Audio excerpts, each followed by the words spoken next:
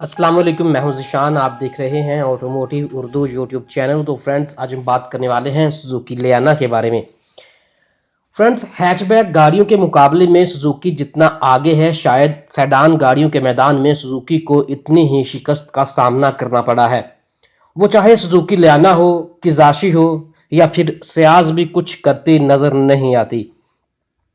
اگر لیانا کی بات کی جائے تو 2004 میں پاک سوزوکی نے لیانا کو پاکستانی مارکیٹ میں پیش کیا، اور اب سے کوئی 4 سال قبل پاک سوزوکی نے لیانا کی تیاری بند کر دی تھی۔ دیگر دنیا میں اس کی تیاری ویسے بھی 2005 میں ختم کر دی گئی تھی۔ سوزوکی لیانا کو مشہور زمانہ سوزوکی بیلینو سیڈان کا جانشین قرار دیا جاتا تھا۔ اس کا مجموعی انداز بھی اپنے پیش رووں سے کافی میل کھاتا تھا۔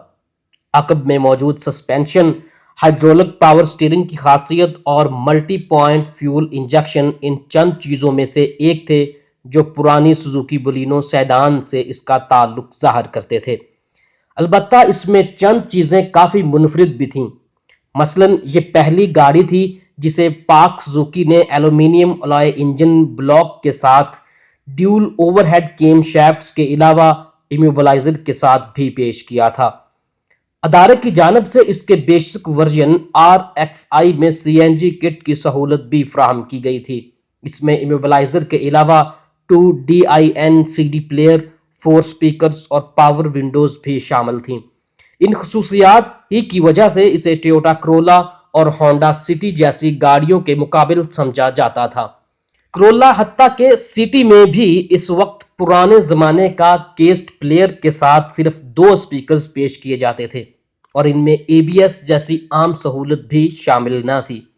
چونکہ ABS مزید مہنگے اور بہتر ورژن LXi میں پیش کیا جاتا تھا، اس لیے لیانا کو ان پر برتری حاصل تھی۔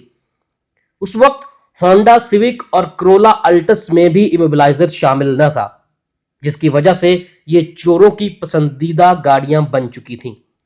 یہ تمام خصوصیات کاغذی طور پر کسی بھی گاڑی کی اہمیت میں اضافے کا باعث بن سکتی ہیں، تاہم جس چیز نے لوگوں کا رخ پھیرا وہ اس گاڑی کی غیر معمولی اونچائی تھی۔ زمین سے کافی اونچی ہونے سے بھی اسے مدد نہ ملی، اور پھر 14 انچ کے پہیوں کے باعث مجموعی حجم بھی کافی زیادہ معلوم ہوتا تھا۔ رہی صحیح کسر اسے خریدنے والوں کے منفی تبصروں نے پوری کر دی، جو سوزوکی گاڑیوں کے سستے پرزوں کے عادی تھے۔ ان کی یہ شکایت زیادہ غلط بھی نہ تھی، کیونکہ سوزوکی لیانا کے پرزے دیگر ہم پلہ گاڑیوں کے مقابلے میں کافی مہنگے تھے۔ صارفین کے اسی رویے نے لیانا کے زوال کا آغاز کیا۔ ایک اور مسئلہ جو صرف لیانا ہی کے ساتھ دیکھا گیا وہ یہ تھا کہ گیئر تبدیل کرتے ہوئے گاڑی کی رفتار انتہائی سست ہو جاتی تھی۔ یہ مسئلہ آخری روز تک جاری رکھا، حتیٰ کہ اسے لیانا پر کلنک کا داغ تک قرار دے دیا گیا۔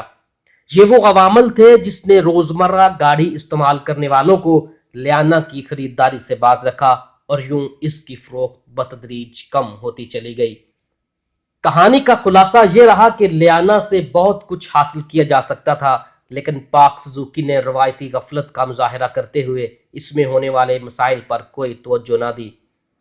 آج تاریخ کی کتاب میں لیانا کو اپنے پیش رووں کے برعکس ناکام ترین گاڑیوں میں شمار کیا جاتا ہے، جس نے اپنے مقولے نئے دور کی زندگی کو سچ ثابت نہ کیا۔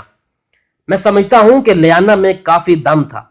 یہ بلا شبہ ہونڈا سٹی کے مد مقابل آ سکتی تھی، لیکن پاک سوزوکی نے یہ موقع گنوا دیا اور ہونڈا کے لیے میدان کھلا چھوڑ دیا، جس پر اس نے برسوں راج کیا۔ ماضی کی مشہور سوزوکی سیڈان مرگلا اور بیلینو کی شاندار کامیابی کے برعکس لیانا پاکستانیوں کو اپنی طرف متوجہ کرنے اور ان کے دلوں کو جیتنے میں بری طرح ناکام رہی۔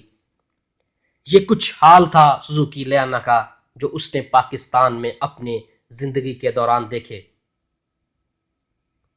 امید ہے کہ آپ کو ہماری آج کی ویڈیو پسند آئی ہوگی۔ اگر آپ نے ہمارے چینل کو ابھی تک سبسکرائب نہیں کیا تو کائنڈلی ہمارے چینل کو سبسکرائب کر لیجیے۔